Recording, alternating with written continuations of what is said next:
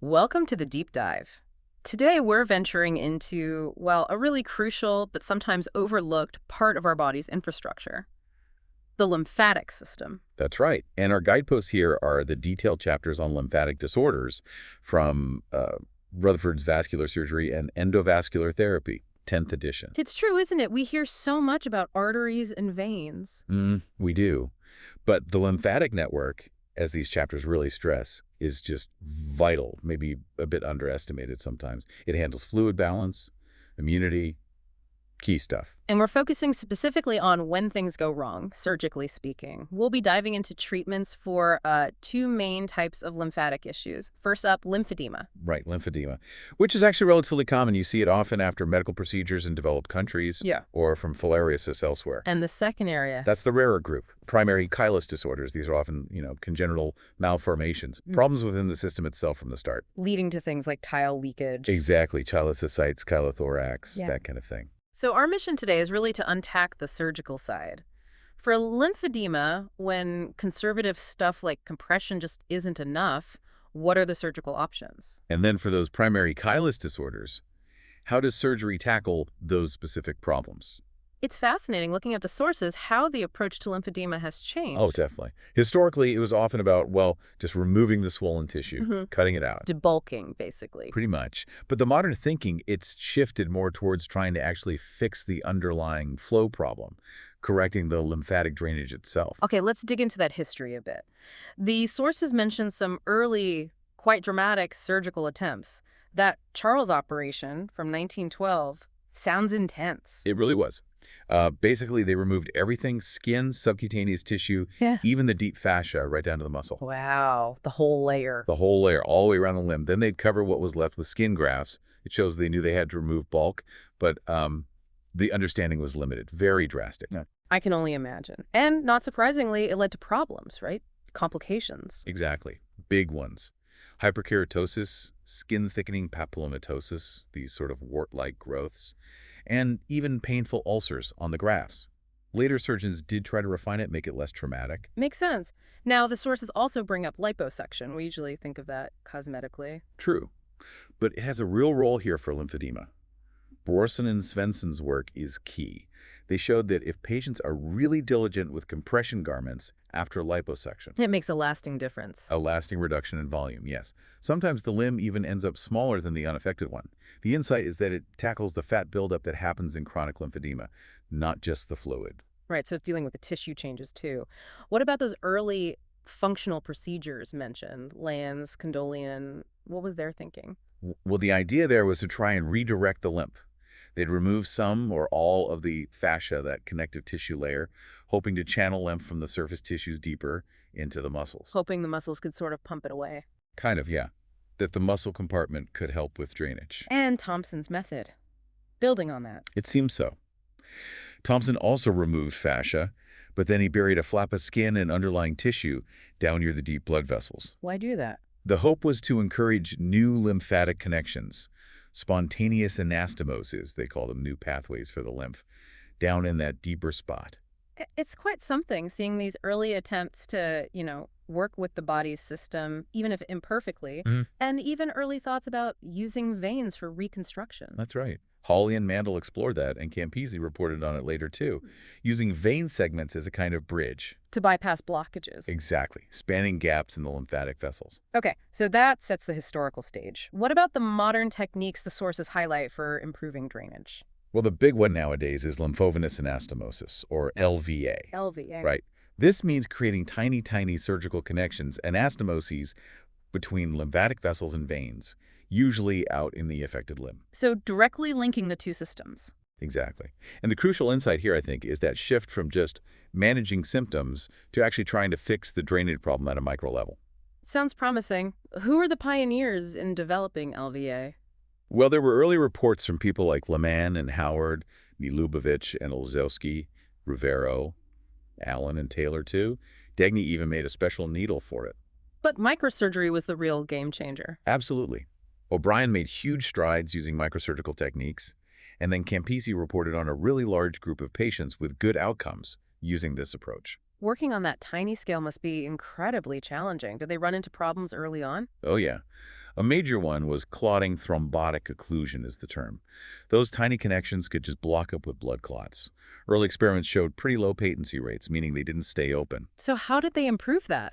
Researchers like Levitsky worked on refining the technique. For instance, trying to connect the lymphatic vessel near a venous valve. Ah, using the vein zone valve to help control flow. Right, to prevent backflow and maybe keep the connection open longer. Smart. Now, the outline also mentions direct lymphatic system reconstruction using microsurgery. How's that different from LVA? So with direct reconstruction, or microsurgical lymphatic grafting, you're aiming to bridge a gap within the lymphatic system itself, connecting lymphatic vessel to lymphatic vessel. Which sounds impossible given how small they are. And pretty much was considered impossible before modern microsurgery. Dainese pioneered a technique just carefully bringing the cut ends together and actually showed some edema reduction doing that. And finding the right material for those grafts seems like it was a big research area. Huge. Lots of animal studies. What they found, especially in rats, was that autologous grafts using the patient's own lymphatic vessels worked much better long-term. Stayed open far longer than grafts from another animal, or even vein grafts. What about artificial materials? Didn't work well. Expanded PTFE, for example, tended to clot off really quickly. Dog studies also confirmed that autologous lymphatic grafts were the way to go for long-term success. Trying to use silicone tubes, that failed too. So the body really prefers its own tissue. Makes sense. Ackland and Smith made early attempts, and then Baumeister had the first successful therapeutic graft in 1980. There was a real landmark moment, yes. Baumeister's success in treating lower lymphedema came after a lot of careful animal research, laying that essential groundwork. Before surgeons can even think about these intricate operations, though, the planning must be critical. How do they even see these tiny vessels? Good question. Several ways. Historically, there was lymphography injecting contrast directly into lymphatics, but it was invasive. Could actually worsen the lymphedema sometimes. It's rarely used now. Any better alternatives early on? There was indirect lymphography injecting contrast under the skin, but the visualization wasn't great. So what about modern imaging? MRI. MRI is definitely valuable now, particularly with contrast agents. It can show the vessels, any malformations, and studies show it often agrees well with lymphoscintigraphy. Ah, yes, lymphoscintigraphy. That sounds like a key tool, according to our sources. It really is. Probably the most important test for chronic lymphedema and surgical planning. It's repeatable, it assesses function, maps out transport routes. And gives that transport index number. Right, the lymphatic transport index. Yeah. Normal is under 10, 0 is perfect, 45 means basically no transport. So it quantifies the problem. You can use it for diagnosis, planning, and then tracking results after surgery, checking if a graft is working. Standardization is key. Those same tracer dose, same patient activity level during the scan. And injecting dye during surgery, what's that for? That's more for real-time visualization during the operation. Using patent blue or isosulfan blue dye helps surgeons see the superficial lymphatics. If you see dermal backflow, dye pooling in the skin, that points to a blockage. Usually done under general anesthetic, though, because of allergy risks. Okay. And if you're taking a graft often from the thigh, you have to be careful not to cause problems there, right? Absolutely critical. You need to assess the donor leg beforehand, often with lymphoscintigraphy. Surgeons have to be meticulous, avoiding lymphatics near the inside of the knee and the groin to prevent causing donor site lymphedema. But studies show that with careful technique, long-term problems in the donor leg are generally avoided. And the overall surgical risk for these procedures? Generally considered pretty low for the subcutaneous ones. LVA, for example, can often be done under local anesthetic. They're usually well tolerated.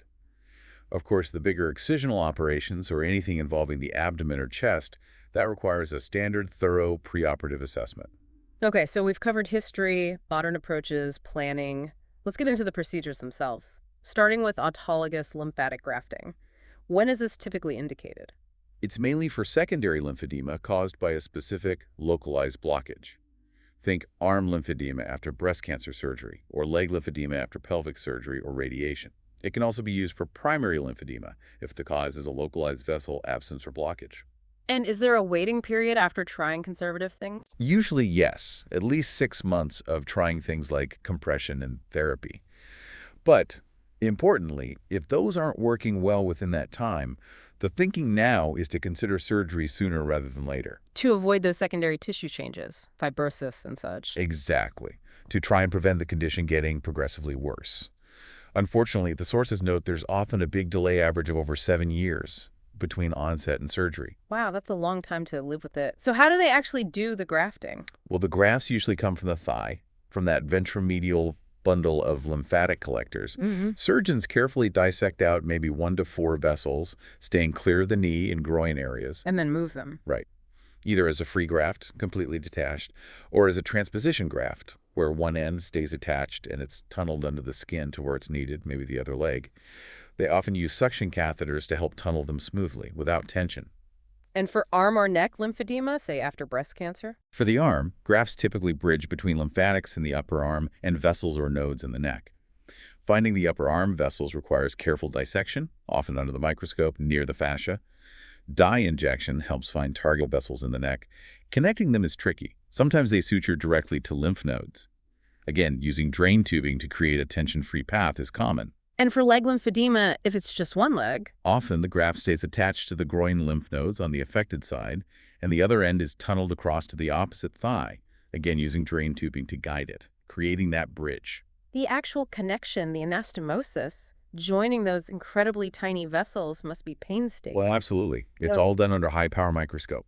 Start with a stitch on the far side, handle the vessel walls very gently. They're so fragile. Usually just need 1 or 2 more stitches with ultrafine absorbable suture, like 10-0-polygalactin. And after the surgery, post-op care. Very important. Elastic bandages right away for support and swelling control. Then usually a compression garment for about 6 months to maintain the volume reduction and support those new connections. Antibiotics are common too, because the lymphatic system's involved in immunity, and it might be a bit compromised initially. What kind of results do patients see with this grafting? Studies report pretty significant volume reduction in both arm and leg lymphedema. And encouragingly, long-term follow-up shows these reductions often hold up over time. Are there complications? There can be, yes. Things like erysipelas, a skin infection, lymphocysts, which are fluid collections, swelling, bleeding, but they're generally manageable. Post-op lymphoscintigraphy often confirms improved flow and shows the grafts are patent or open in many patients. And quality of life? Importantly, yes, studies show significant improvements in patient-reported quality of life. Dynamic imaging also confirms better lymph flow kinetics, and that correlates with the volume reduction seen. Sounds like a really valuable option for the right patients. Are there other direct reconstructive methods besides grafting? Yes, a few other approaches have been explored. Things like free flap transfer, moving tissue with its own blood supply, sometimes connecting lymphatics within the flap. Interesting. Any others? There's been work on invaginating lymphatics into the saphenous vein, and also free lymph node grafting, moving lymph nodes to the affected area to try and stimulate new connections, though there have been some reports of donor site swelling with that one. And the idea behind moving lymph nodes, especially vascularized ones, is more than just providing pipes, right? Exactly. The thinking is they might provide some pumping action, plus they release growth factors like VEGF-C that encourage new lymphatic vessel growth and angiogenesis. And vein grafts, as we mentioned earlier, have also been used with variable success. Okay, let's circle back to lymphovenous anastomosis, LVA, in more detail. When is that the preferred approach? LVA is often considered for more recent onset secondary lymphedema, especially if conservative measures haven't worked and there isn't a history of frequent skin infections like cellulitis. When is it less likely to work? It tends to be less successful in really late-stage lymphedema, where there's a lot of fibrosis, scarring, and the lymphatic valves might be damaged. Also, if the patient has venous hypertension, high pressure in the veins, that can work against the drainage through the LVA. What's the workup before deciding on LVA? Lymphoscintigraphy is key, again, to assess function and look for patterns like dilated vessels below a pelvic blockage. Direct contrast lymphangiography might be used occasionally for fine detail. Indocyanine green, or ICG, fluorescence lymphography, is a newer technique for visualizing superficial vessels in real time. Need to check the veins, too. Definitely. Non-invasive venous studies, like duplex ultrasound, maybe a CT scan, to rule out vein problems or any underlying mass causing the swelling. Sometimes patients even come into the hospital beforehand for elevation and compression to reduce swelling before the operation. And the surgery itself, does it differ for arm versus leg? Yes, the access points differ. For the leg, maybe a mid-thigh incision or one near the groin to find this superficial medial lymphatics and the saphenous vein or its branches. Dye helps identify the lymphatics that they look whitish, fluid-filled. If they had a recent contrast scan, that can help guide the surgeon too. Then the delicate end-to-end connection under the microscope with tiny sutures. In the arm? Similar idea, but incisions might be at the wrist, elbow crease, or upper arm to find the medial lymphatics in veins like the basilica brachial.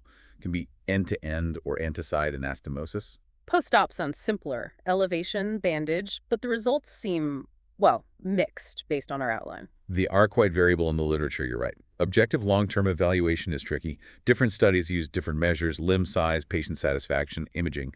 A Mayo Clinic review found improvement in only a minority of limbs. But other studies are more positive. Yes. O'Brien's group in Australia reported good subjective improvement and many patients stopping compression. The objective proof of patency wasn't always there. Campisi, in Italy, focusing on early microsurgery, reported really high rates of both subjective and objective improvement, significant volume reduction. Most patients stopping conservative measures. Others like Koshima, Vignes, Magawa show more varied results on volume and patency. What about lymphatic implantation? How's that different? Instead of just connecting the vessel end, the surgeon implants the lymphatic vessel and some surrounding fatty tissue containing capillaries right into a larger vein.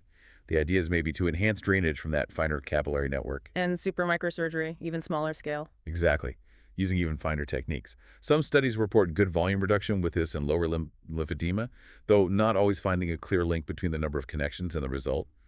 But overall, a systematic review looking across studies did find that patient-reported quality of life generally improves after both LVA and lymph node transplants. Okay, let's switch to resection techniques. These sound more like those older approaches removing tissue. They are, fundamentally, removing the swollen, fibrotic subcutaneous tissue. Yeah. Liposuction is one type, and then there are more extensive open excisions, often done in stages. Sometimes, if the skin is really bad, skin grafting might even be needed. We mentioned liposuction before. Brorson and Svensson's work on post-mastectomy arms. Right. Their technique focuses on removing that excess hypertrophied fat via small incisions with vacuum aspiration. But the absolutely critical part is the controlled compression therapy afterwards. That's the key to making it last. That's what the research strongly shows. Lipo plus compression is way more effective than just compression alone for long-term volume reduction. But you have to keep up the compression. It can help even if lymphatics aren't working, but there's a risk of damaging any that are still functional. Sometimes it's used after grafting to deal with leftover fat, maybe reducing the need for intense compression later. And the other resection methods, staged subcutaneous excision, the Miller technique, sounds like major surgery. It is much more extensive, usually done in 2 or 3 stages, starting on the inside medial part of the limb, tourniquet for a bloodless field, lift up skin flaps, and then carefully remove that thickened subcutaneous tissue and deep fascia, protecting nerves like the sural nerve. Trim excess skin, put in drains, close it up. Then immobilization and bed rest. Yes, limb elevated, bed rest initially, then tight bandages for weeks. The outer, lateral side is done months later, again carefully preserving nerves there. What are the results like? And the downsides? It provides reliable debulking, significant lasting size reduction, better function, fewer infections. The benefit relates directly to how much tissue gets removed. Complications are relatively low. But patients often still need compression long-term, as recurrence is possible. Downsides include long hospital stays, potential for poor healing, scars, maybe nerve damage causing sensory loss, and sometimes swelling persists in the foot and ankle. It's generally reserved for really severe, disabling lymphedema that hasn't responded to anything else. Right. Now let's shift gears completely to the primary Chylus disorders, a very different beast it sounds like. Very different, yes. Here the issue is, Kyle, that milky, fatty lymph fluid accumulating where it shouldn't. In the abdomen is chylocysts, the chest is chylothorax, or leaking out through the skin via chylocutaneous fistulas. What causes these? Could be malignancy like lymphoma, or trauma, especially surgical trauma to lymphatics in the abdomen or the thoracic duct. But in primary disorders, it's usually a congenital issue. Lymphangiectasia, meaning dilated vessels or megalymphatics, abnormally large ones. Sometimes the thoracic duct is blocked too. Or faulty valves allow chyle to flow backwards, refluxing into legs, genitals. Causing problems there too. Exactly. Reflux can cause protein-losing enteropathy, ascites, chylothorax, even affect the heart or lungs. The Mayo Clinic series you mentioned highlighted how these might show up. Yeah, patients presented with things like leg swelling, shortness of breath, scrotal or labial swelling, abdominal bloating. Primary lymphangiectasia was the most common cause they found. How do you treat these medically? Seems like you'd want to reduce the chyle production. That's the main goal medically. Usually involves a special diet low in long-chain fats, supplemented with medium-chain triglycerides, which bypass the main lymphatic absorption route. Severe cases might need IV nutrition, parenteral nutrition, to completely rest the gut lymphatics, plus replacing lost protein and calcium and supporting immunity. But often surgery is needed for a more definitive fix. Often, yes. Surgery can offer long-term improvement, even cure sometimes, by directly tackling the leaks. Ligating or tying off those leaky retroperitoneal vessels, oversewing leak points. Thoracic duct reconstruction, connecting it to a vein like the azygos or internal jugular, has also been done. Okay, focusing on Chylus reflex into the legs and genitals, what does that look like? Typically lymphedema in a leg, maybe with this intermittent or constant ooze of milky chyle fluid from little skin vesicles. How do you pinpoint the problem before surgery? Lymphoscintigraphy helps, but contrast lymphangiography is usually the gold standard here. Injecting contrast to actually see those dilated retroperitoneal lymphatics and where they're leaking. MRI with contrast might become more useful too, and lymphography itself is sometimes used therapeutically now for minimally invasive embolization to block leaks. And the surgery itself? Sounds like going in and tying off the bad vessels. Pretty much. The Servell technique involves going in through the flank, finding those incompetent retroperitoneal lymphatics, giving the patient a fatty meal beforehand, helps make them visible, and carefully ligating them, tying them off without tearing them. Anything else done at the same time? Often they'll also do sclerotherapy, inject something like tetracycline solution into the dilated vessels to make them scar shut, causing an obstructive lymphangitis to stop the leak. Less invasive options like CT or MRI-guided sclerotherapy are being explored too. And LVAs have been tried with these dilated lymphatics, but there's a risk of blood flowing back into the lymphatics if the vein valve isn't good. What are the results like for that surgery? Servell reported durable benefit for most patients. Kinmonth and Cox found permanent cures in some, symptom relief in most after ligation. Noel's group saw initial improvement in all patients with various techniques, though some had recurrences later. Interestingly, some patients' leg swelling actually showed improved lymphatic transport after the surgery. What about Chylus assates chyle in the abdomen? That's usually from a leak or a rupture of lymphatics in the mesentery or behind the peritoneum. After ruling out cancer, contrast lymphangiography can help confirm lymphangiectasia. If medical management isn't enough, surgery involves exploring the abdomen, again, often after a fatty meal to see the leaks. And what do they do during surgery? Oversew the ruptured lymphatics. If they're chylocysts, excise them. If it's a localized bowel segment causing significant protein loss, maybe resect that segment. Prognosis is better if there's a clear fistula they can close. It's tougher if the main lymphatic trunks are just poorly developed or fibrosed, higher chance of recurrence then. How successful is surgery for ascites? Browse found closing a fistula was most successful, cured some. If it's from surgical trauma, try conservative first, but operate to ligate if it comes back. Campisi noted some recurrences. Peritoneovenous shunts have had mixed results, high blockage rates in some studies, better in others. Okay, finally, chylothorax, chyle in the chest. Surgical options. Right. Most common causes are trauma or malignancy, but primary lymphatic disorders can do it too. Sometimes ascites leaks up through the diaphragm. Pre-op lymphangiography is really helpful to find the leak or blockage. Is draining it enough? Usually not long-term. Thoracentesis is temporary. Injecting sclerosing agents like tetracycline often gets diluted by the chyle. The best surgical approach is often pleurodesis, getting the lung lining layers to stick together, usually done by stripping some of the parietal pleura and using prolonged suction. This can be combined with thoracotomy or VATS to directly oversew or clip the leaking lymphatics first. Mayo Clinic reported good early results with surgery. And thoracic duct reconstruction, when is that considered? That's specifically for cases where there's a blockage in the thoracic duct high up, in the neck or upper chest, causing chyle to back up. The procedure is usually a thoracic duct azygos vein anastomosis, connecting the duct to the azygos vein. Need good imaging first. Absolutely critical. You need to know it's not completely blocked, otherwise reconstruction won't work. Surgery involves a thoracotomy, careful dissection, and a very fine end-to-end connection. Not huge numbers reported, but Glavitsky's group showed good immediate results, resolving the chylothorax. Browse also reported some successes. Kinmonth and Cox felt anastomosis alone might not be enough, suggesting ligation of other abnormal vessels might also be needed. This has been, well, incredibly informative, a real deep dive into surgical options for lymphedema and these Chylus disorders. It's really striking to see that evolution for lymphedema from those, frankly, brutal early excisions Hmm. to these highly refined microsurgical techniques trying to actually restore normal lymphatic flow. Absolutely. And that shift in thinking, considering surgery, especially reconstruction, earlier when conservative measures aren't cutting it. That's a key takeaway, I think. It potentially avoids letting the tissues get progressively worse over time. Definitely.